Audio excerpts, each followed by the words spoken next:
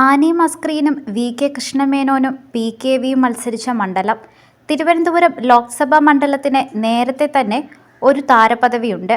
വിശ്വപൗരൻ ശശി തരൂർ കോൺഗ്രസ് സ്ഥാനാർത്ഥിയായി എത്തിയതോടെ വീണ്ടും തിരുവനന്തപുരം മണ്ഡലം ദേശീയ ശ്രദ്ധയിലെത്തി. 3 തവണയായി തരൂർ മണ്ഡലത്തിൽ ജയിക്കുകയും ചെയ്തു. ഇത്തവണ ബി.ജെ.പി. സ്ഥാനാർത്ഥിയായി കേന്ദ്രമന്ത്രി രാജീവ് ചന്ദ്രശേഖറാണ് മത്സരിക്കുന്നത്. ജനകീയൻ പന്ന്യൻ രവീന്ദ്രനാണ് സി.പി.ഐ. സ്ഥാനാർത്ഥി. അതോടെ തിരുവനന്തപുരത്ത് കടുത്ത ത്രികോണ മത്സരത്തിനാണ് കളമൊരുങ്ങുന്നത്. കഴിഞ്ഞ 2 ലോക്സഭാ തെരഞ്ഞെടുപ്പുകളിലും ബി.ജെ.പിക്ക് വലിയ മുന്നേറ്റമുണ്ടാക്കാനായ മണ്ഡലമായിരുന്നു തിരുവനന്തപുരം. സി.പി.ഐ. സ്ഥാനാർത്ഥികളെ പിന്തള്ളി 2 തവണ ബി.ജെ.പി. രണ്ടാമതെത്തിയിരുന്നു. കേരളത്തിൽ ബി.ജെ.പിക്ക് വളരെ പ്രതീക്ഷയുള്ള മണ്ഡലമാണ് തിരുവനന്തപുരം. അതുകൊണ്ട് തന്നെ ബി.ജെ.പിക്കായി കരുത്തനായ സ്ഥാനാർത്ഥി തന്നെയാകും ഇത്തവണ പോരിനിറങ്ങുകയെന്നതും സ്ഥാനാർത്ഥി പ്രഖ്യാപനത്തിന് മുൻപ് തന്നെ ഏതാണ്ട് ഉറപ്പായിരുന്നു. ശശി തരൂരിന്റെ വ്യക്തിപ്രഭാവത്തോടെ കിടപിടിക്കുവാൻ കേന്ദ്ര ഐ.ടി. മന്ത്രിയെ തന്നെ രംഗത്തിറക്കിയിരിക്കുകയാണ് ബി.ജെ.പി. കേന്ദ്രമന്ത്രി എന്ന നിലയിൽ മികച്ച പ്രകടനം കാഴ്ചവെച്ച രാജീവ് ചന്ദ്രശേഖർ വ്യവസായ രംഗത്തും അറിയപ്പെടുന്ന പേരാണ്.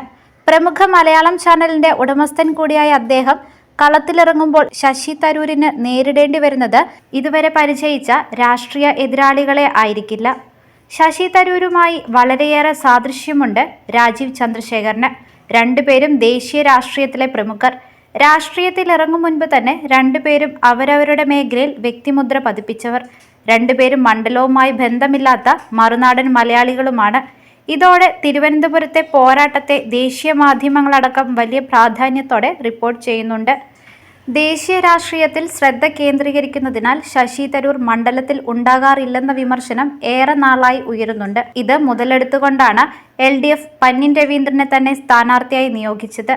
കണ്ണൂരാണ് സ്വദേശമെങ്കിലും തിരുവനന്തപുരമാണ് പന്ന്യന്റെ പ്രവർത്തന മേഖല. വാക്കിലും പ്രവൃത്തിയിലും ലാളിത്യം കാത്തുസൂക്ഷിക്കുന്ന പന്ന്യന് CPIയുടെ മുൻ സ്ഥാനാർത്ഥികളെക്കാൾ ജനസമ്മതിയുമുണ്ട്. മാത്രമല്ല, ഒരു തവണ മണ്ഡലത്തിൽ നിന്ന് ലോക്സഭയിലേക്ക് ജയിച്ചു കയറിയ നേതാവ് കൂടിയാണ് പന്ന്യൻ രവീന്ദ്രൻ. ഇനിയുള്ള ദിനങ്ങൾ പോരാട്ടത്തിൻ്റെതാണ്. വേനൽ ചൂടിനെ വെല്ലുന്ന ഇലക്ഷൻ ചൂടിലേക്ക് തിരുവനന്തപുരം മാറിക്കഴിഞ്ഞു. തരൂരിന്റെ ഡിപ്ലോമസിയും പന്ന്യന്റെ ജനകീയതയും രാജീവ് ചന്ദ്രശേഖറിന്റെ പ്രഭാവവും ഏറ്റുമുട്ടുമ്പോൾ ജയം ആർക്കൊപ്പമാകും എന്ന് കാത്തിരുന്നു കാണാം.